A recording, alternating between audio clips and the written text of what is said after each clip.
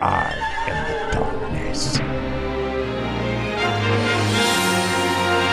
Alright, watch from Skutt's view here. Skutt's already got the Altar of Darkness up and his ziggurat up. Two very important buildings. Keeping his altar towards the front. That's alright. Basically what you gotta know, one thing you want to make sure to do with any other building is keep your higher HP buildings towards the front of your base and keep your lower HP buildings towards the back. For the obvious reason, higher HP buildings are better defense than your lower HP buildings, and you want to keep your lower HP buildings alive longer. Skutt learns that the hard way in this replay. You're going to see that a little later. He's already started to block his base off a little bit. The ziggurat's in the perfect position to block his base. He's going to put a Tomb of Relics up right now. Now, as you can see right here, the Tomb of Relics and the ziggurat together are blocking. They've got that entire left side blocked off. The Tomb of Relics, there's no spaces between the Tomb of Relics and the trees except that one space buffer. There's one space between the ziggurat and the Tomb of Relics. Just built a graveyard. The graveyard's got itself blocked off between itself and the trees.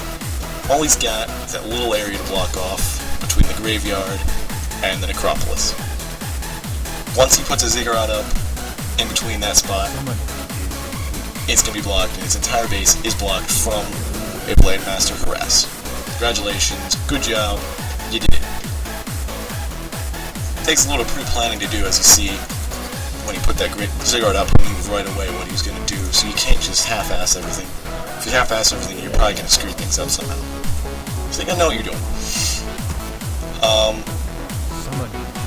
Skutt's actually going to do a very different base build. He's actually going for a fast tech,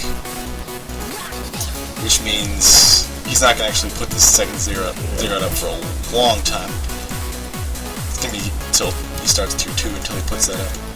What he's doing is he's going to start harassing with his Death Knight. The reason for this is he wants to stop the orc from creeping a little. Wants to stop the orc from creeping a little bit. He also wants to stop the orc from running into his base and killing him while he's weak. The orc is incredibly weak right now, and you gotta remember that. Skutt just started his tech, and right now he's looking around for the orc. This is actually a rather hard thing to do, to harass and base build at the same time.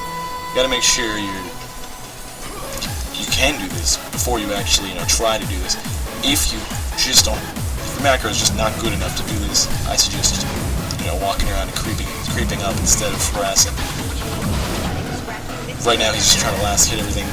Macro is important to this. A couple ways you can learn to macro this. The most popular way is to just hotkey your buildings. So while you're walking around and doing this, harassing the shit out of them, you've got your number 1 keys, your Death Knight here. Say maybe your number 3 keys, your Crypt. Start building units while you're harassing with your Crypt. Say maybe your number 4 keys, your Graveyard. Start building some upgrades. Number 5 maybe is your Necropolis, and with your Necropolis you can just click it twice, go right to your base, and see if you can build it. So if you just go down the line there, 1, 2, 3, 4, 5, 1, 2, 3, 4, 5, 1, 2, 3, 4, 5, 1, 2, 3, 4, 5 all the time, you'll never really forget anything, and you'll be able to go pretty quick. It takes some practice, but it's a very efficient way of doing things.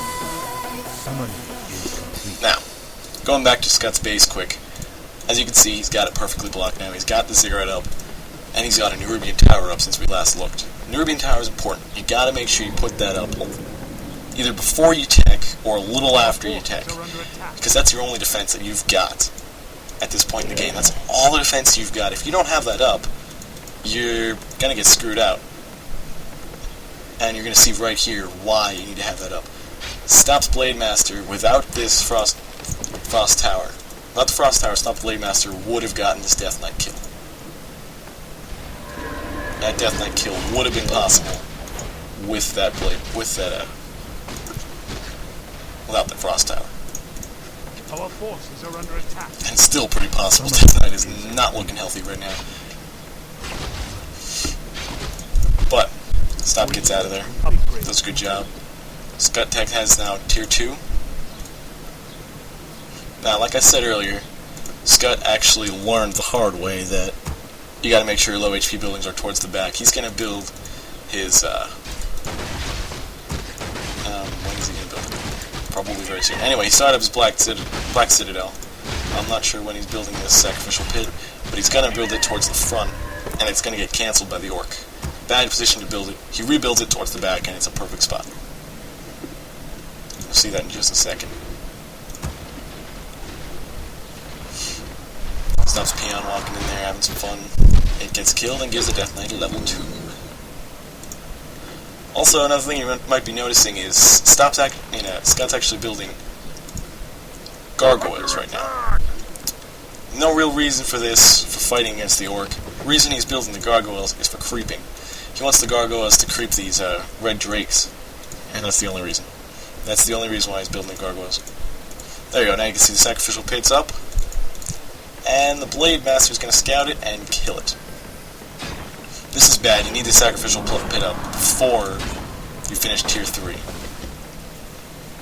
Skutt realizes his mistake, puts it down by the ghouls, and you can see right now why this is a good move. Blade Master's going to walk in there, that tower's going to defend, and ghouls are going to defend, and this Sacrificial Pit's not going anywhere. Our forces are under attack. Does a great job. And that Blade Master, he might have been able to get the kill, but it would have been way too close. And as you see the Death Knight right now, if you go back to the Death Knight, he's got a couple important items on himself. When he bought the hero, he made sure to pick up a Rod of Necromancy and a Dust of Appearance. These are two most important items to pick up right when you build your hero. Rod of Necromancy is the best item in the in the undead shop. The reason it's so good is because you can summon 2 free ghouls off of a corpse. Skeleton's a little less HP than a ghoul, but a little more damage. And that's incredibly good for creeping, of course. So you can just start creeping things with 2 free ghouls. You don't even need to bring any ghouls out, you've got 2 free ghouls and the other one's going to sit back in your base. Does a great job. He's also got his Lich out, and first thing he did with the Lich was to put on Frost Armor. Frost Armor is the most important ability to the strategy he's doing.